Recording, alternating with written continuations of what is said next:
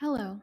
Today we will show you how we prepare files to be used to create facsimiles here at the library in Digitization Services. This often comes up when something rare or fragile is needed for an exhibit, or to make an item physically accessible without damaging the original copy. When this is needed, we can digitize the material so it can be printed and used as a faithful copy. Imagine we are in the future, perhaps when you are viewing this how-to video, and the original file used to create this bookmark has long been lost. The original maybe isn't suited for display due to risk of fading in direct sunlight.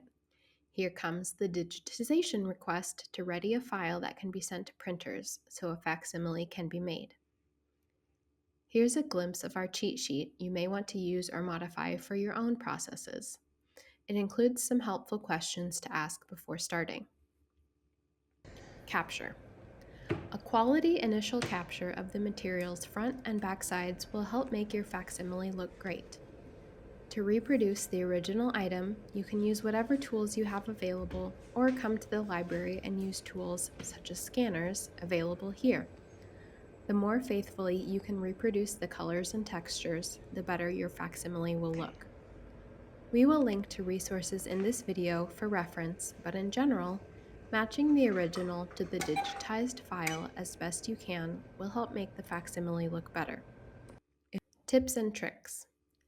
An important specification to pay attention to at capture stages is the resolution you're photographing at, the pixels per inch or PPI you capture at. If you set the same PPI in your file, it will print at the same scale as the original file. If you don't know what PPI you're capturing at, one way to determine is to measure the dimensions of the original item and the edges of the digitized file and make sure that those calculations match. Here's an example of that process so you can see it. If you're using a flatbed scanner, selecting a high quality with no post-processing to produce a TIFF and setting the PPI in the scanning software works.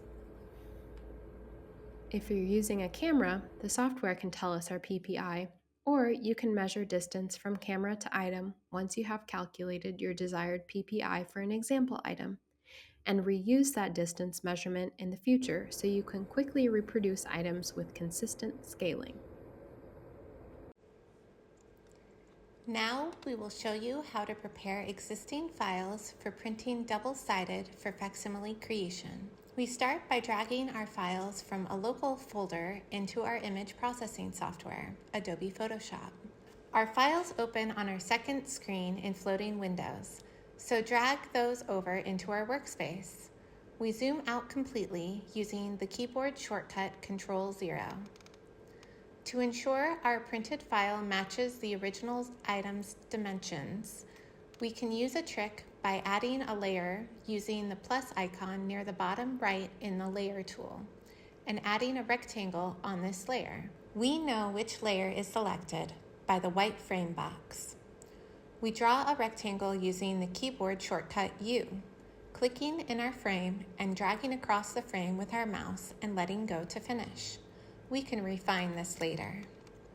This is a good time to check your file information. Using keyboard shortcut Command-Shift-I, this will show you the file specifications including PPI. Returning to our item files, for one side of our item, we need to flip it in the software so the front and back align. Go to Image menu, Image Rotation, and select Flip Canvas Horizontal. Now we need to overlay our front and back sides in the same file.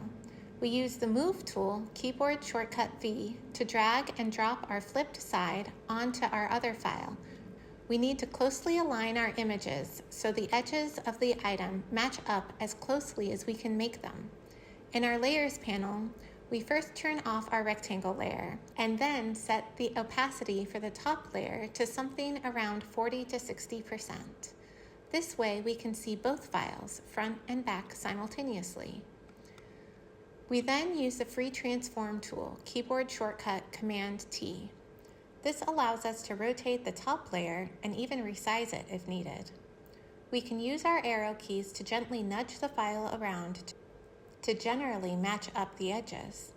Zooming in using keyboard shortcut Command+, we can fine-tune our alignment even further. Free Transform allows us to rotate the image when we hover our mouse over the edge of the frame and see the rotate icon. We can click and drag up or down to rotate the top layer as needed. We can walk the edges of our item by moving around the image using the hand tool or keyboard shortcut spacebar and clicking and dragging our view around the file with our mouse. As this item was not entirely flat and curls up on some of the corners in the files, we err to keep the content overlapping on both sides, so our final trim will not remove any of the illustration or wording on this item. Here, we can refine our rectangle we drew earlier to ensure we have accurate dimensions. You can input width and height by centimeter, inch, or pixel. Using Shift while we click on both our items' layers so they're both selected, and using Free Transform again, keyboard shortcut Command-T, we can resize our layers to the dimensions of our rectangle. In this workspace view, the dimensions for the rectangle are at the top bar. We ensure that those match the dimensions of the item by referencing what's recorded in the item's metadata online.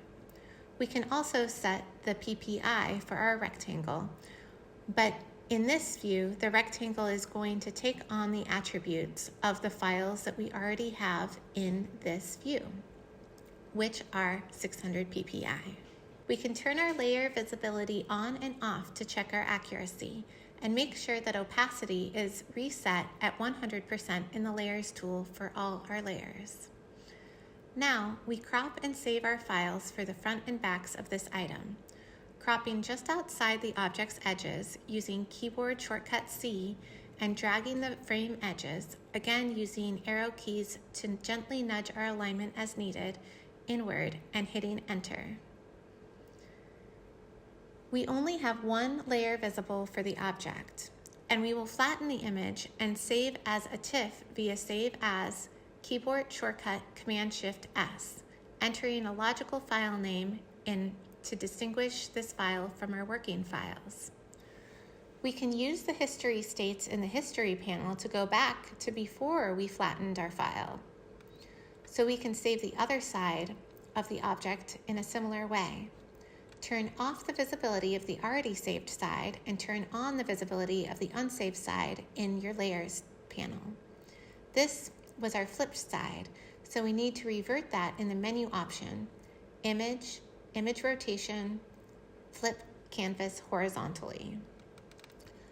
Now we flatten our file and save as with a descriptive file name that is different from our other one. Now we can check our work. A quick way about this is to select both files, right-click, and under Quick Actions, select Create PDF. This is on a Mac ecosystem. You can create a PDF using other software available on your operating system. Opening this PDF in Adobe Acrobat, we can go to our Print menu and make sure the PPI matches our files at 600 PPI, and select Print Double-Sided and flip on the short edge. When we retrieve our printed file, we can cut it out and measure it to see if it matches our original. We decide to test our work on the local document printer, but if you're working with a professional printer, they may be able to match paper textures to your original. Note that facsimile and original may change at different rates going forward, so in 10 years, your facsimile may look more different than your original due to chemical makeups of the materials and their aging processes. Thank you for watching. We hope you found this useful. Best of luck on your facsimile creations. Here are more references that can help with more complex facsimile file preparation information.